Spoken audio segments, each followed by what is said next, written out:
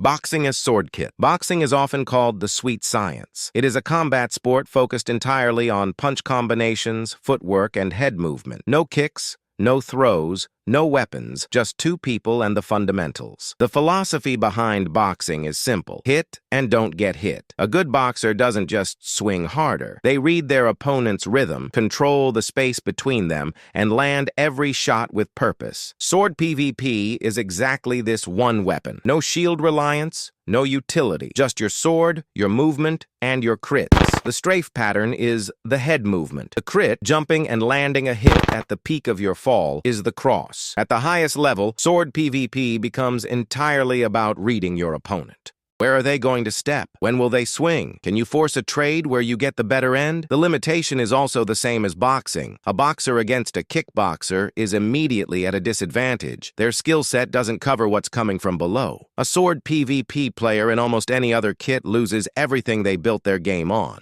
Pure, disciplined, the foundation that everything else builds from. Kickboxing as axe kit.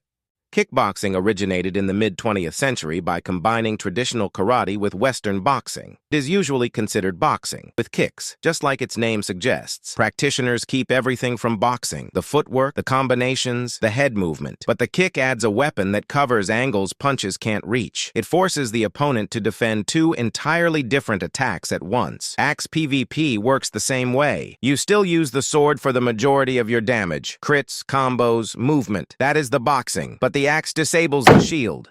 That one interaction changes everything. Your opponent can no longer hold up their shield and wait you out. They have to time their shield use. They have to think about when they are exposed. MMA as UHC kit. The modern sport emerged in the early 1990s through the Ultimate Fighting Championship. Fighters were eventually forced to adapt, developing their own styles that combined boxing, wrestling, Brazilian Jiu-Jitsu, Muay Thai, and Judo. MMA is considered the most complete test in combat sports.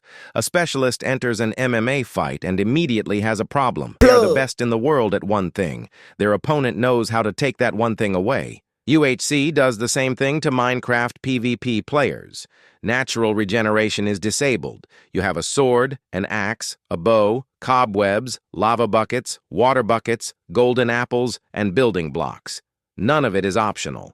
The lava bucket is not a gimmick. It wins fights. The cobweb is not a trap for beginners. It is a technique. The bow at mid-range, while your opponent closes the gap, is the jab that keeps a grappler at distance. UHC rewards total combat intelligence.